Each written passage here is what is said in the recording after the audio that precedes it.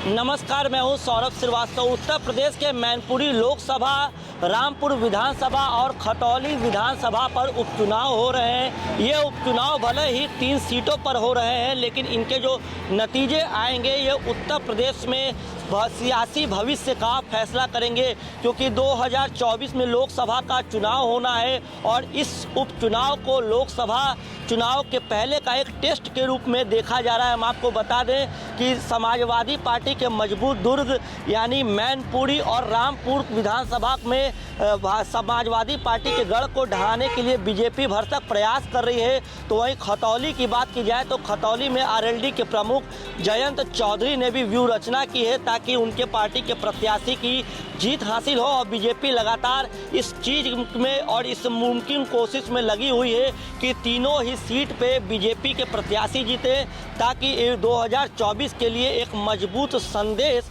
इस उपचुनाव से दिया जा सके। हम आपको बता दें कि समाजवादी पार्टी के लिए कई सवाल हुए, क्योंकि ये समाजवादी पार्टी के लिए एक बड़ा चुनाव है, क्योंकि पहली बार मुलायम सिंह यादव के बिना समाजवादी पार्टी अखिलेश यादव के पूर्ण नेतृत्व में चुनाव लड़ते हुए दिखाई दे रही है। हम आपको बता दें ये चुनाव केवल बीजेपी के लिए ही नहीं बल्कि अखिलेश यादव, शिवपाल यादव और जयंत चौधरी की एकता का टेस्ट भी इस चुनाव में देखने को मिल सकता है, क्योंकि इस चुनाव के जो नतीजे होंगे वो काफ़ी अहम होंगे। जो इन तीनों की एकता किस तरीके से है, इन तीनों की एकता का पार्टी को क्या फ़ायदा मिलता है, उसके बारे में बताएगा। हम आपको बता दें यूपी में नगर निकाय चुनाव और लोकसभा चुनाव के पहले ये जो चुनाव हो रहा है ये काफ़ी अहम है, क्योंकि आने वाले जो सियासी भविष्य है उत्तर प्रदेश का उसके नज़रिए से काफ़ी महत्वपूर्ण माना जा रहा है। यही वजह है कि समाजवादी पार्टी और भारतीय जनता पार्टी अपनी पूरी ताकत को इस चुनाव में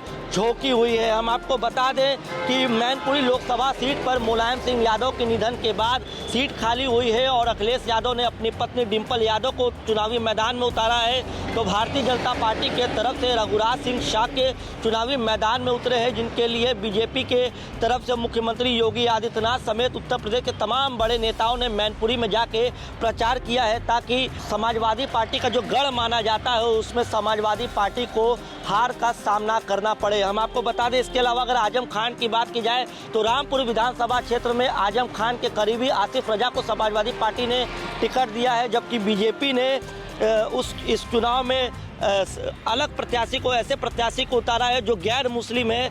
वहाँ पे बीजेपी की तरफ से ये कोशिश की जा रही है कि 70 के दशक से जो आजम खान का कब्जा वहाँ पे चला आ रहा है वो आजम खान का कब्जा टूटे, यानी कि वहाँ पर बीजेपी की जीत हासिल हो। हम आपको बता दें अगर खतौली की बात करें तो खतौली में भी आरएलडी प्रमुख जयंत चौधरी की ताकत जो है वो कितनी है, उत्तर प्रदेश में उनकी ताकत का जो भविष्य क्या हो सकता है उसका फैसला होगा इस चुनाव में। हम आपको बता दें कि ये चुनाव में समाजवादी जो नतीजे होंगे वो समाजवादी पार्टी के लिए 3 सवाल के जवाब देंगे जो मजबूत सवाल है। सबसे पहला सवाल ये है सपा अपने गढ़ को सुरक्षित रखने में कामयाब हो पाएगी या नहीं। हम आपको बता दें कि मैनपुरी के आसपास के जो इलाके हैं वो लगातार समाजवादी पार्टी के परिवार का वहाँ पे कब्जा रहा है, चाहे कन्नौज, फर्रुखाबाद, इन सब एटा की इन सब की बात करें तो वहाँ में समाजवादी पार्टी का कब्जा रहा है। लेकिन इस समय उन सभी सीटों पर बीजेपी जीत चुकी है, लेकिन मैनपुरी अभी बचा हुआ था क्योंकि मुलायम सिंह यादव वहाँ से सांसद थे।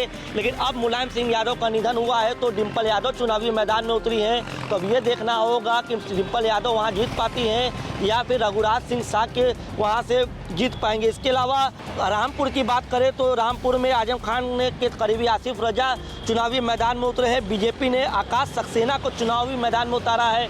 और खतौली विधानसभा सीट की बात करें तो बीजेपी ने विक्रम सैनी की पत्नी राजकुमार सैनी पर दांव लगाया है और आरएलडी के मदन भैया चुनावी मैदान पे उतरे हैं। तो सबसे बड़ा टेस्ट और सबसे बड़ा जो चुनावी नतीजे होंगे, पहला सवाल ये रहेगा कि इस चुनावी नतीजे इस बात का जवाब मिल जाएगा कि सपा अपने मजबूत गढ़ को बचाने में कामयाब हो पाती है या नहीं। अगर दूसरी सवाल की बात करें तो बीजेपी और सपा के बीच कांटे की टक्कर देखने को मिल रही है। इस कांटे की टक्कर में जो नतीजे आएंगे वो भविष्य की सियासत में किस पार्टी को कितनी मेहनत करना रहेगा उसका परिणाम इस नतीजे दे देंगे। हम आपको बता दें, मैनपुरी सीट पर सपा और बीजेपी की ही मैदान में है।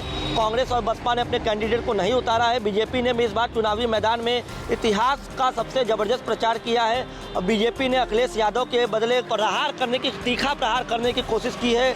और तीसरे एक और, अगर बीजेपी और सपा के लिए मैनपुरी का बहुत महत्व है, क्योंकि मैनपुरी के अगर आसपास की बात करें, फर्रुखाबाद, बदायूं, इटावा, आजमगढ़, रामपुर, इन सभी जगहों पे अब मैनपुरी को छोड़ के अब बीजेपी का कब्जा हो चुका है। तो ऐसे में मैनपुरी को बचाना अखिलेश यादव के लिए एक बड़ी चुनौती साबित होगा। दूसरा सवाल की अगर बात करें तो रामपुर से मुस्लिम उम्मीदवार क्या भविष्य तय होगा, क्योंकि इस बार रामपुर में समाजवादी पार्टी ने तो आजम खान के करीबी आसिफ रजा को टिकट दिया है, लेकिन बीजेपी ने हिंदू प्रत्याशी को चुनावी मैदान में उतारा है। तो अब ये देखना होगा कि 70 के दौर में अंतिम समय से जब आजम खान का लगातार वहाँ पे कब्जा था, तो इस बार वहाँ पे आजम खान के जो मुस्लिम बाहुल्य, क्योंकि वहाँ पे रामपुर विधानसभा में 50% से ज़्यादा मुस्लिम बाहुल्य वोट है, तो क्या आजम खान का किला समाजवादी पार्टी की जो मजबूत सीट है वो ढहा पाती है बीजेपी की नहीं, इसका भी जवाब इस चुनाव में मिल जाएगा। तीसरा और महत्वपूर्ण सवाल ये है कि खतौली में जयंत चौधरी का जो प्रयोग है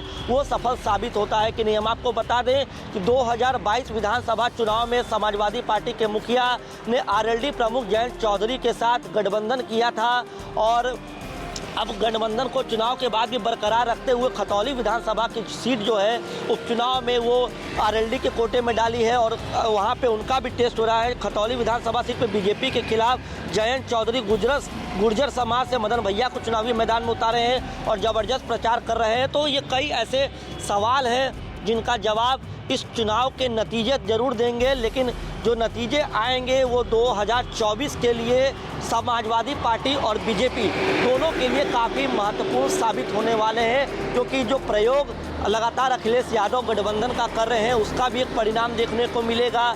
बीजेपी सपा के किले को ढहाने की कोशिश कर रही है और अखिलेश यादव मैनपुरी, आजमगढ़ के बाद अब मैनपुरी में अपनी ज़मीन को बचाने की कोशिश करे तो उसका भी नतीजा देखने को मिलेगा। और रामपुर में आजम खान की परीक्षा है, तो ये जो चुनावी नतीजे आएंगे कहीं ना कहीं 2024 के लिए काफ़ी महत्वपूर्ण साबित होने वाले हैं।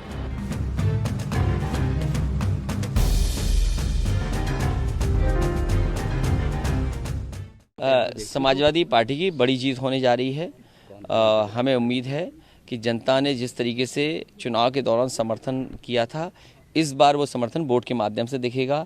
मैनपुरी का विकास, मैनपुरी की खुशहाली, मैनपुरी की तरक्की और मैनपुरी को पहचान देने का काम नेताजी ने किया था। नेताजी के साथ यहाँ जनता है। सुख दुख में समाजवादी पार्टी नेताजी रहे हैं, इसलिए इस पर अच्छी जीत होने जा रही है। बीजेपी तो कह रही है कि इस बार अब सुशासन होगा, अब विकास होगा मैनपुरी में। उन्होंने कोई विकास नहीं किया, न उन्होंने कोई योजना बनाई। जितनी योजनाएं चल रही थी उनका सबका बजट काटा है। सैनिक स्कूल का बजट काटा है, मेडिकल कॉलेज का बजट काटा है, आपने 4 लेन सड़कों का बजट काटा है, इंजीनियरिंग कॉलेज बन रहा था उसका बजट काटा है, बिजली विभाग का बजट काटा है, टूरिज्म का बजट 0, 1 डिस्ट्रिक्ट 1 प्रोडक्ट का बजट 0। तो क्या है ये बीजेपी का? आज बीजेपी ने ज्ञापन भी सौंपा है, उन्होंने कहा वो केवल धोखा दे रहे हैं, क्योंकि वो खुद बेईमानी कर रहे हैं, इसलिए जानबूझ करके ज्ञापन देने गए हैं।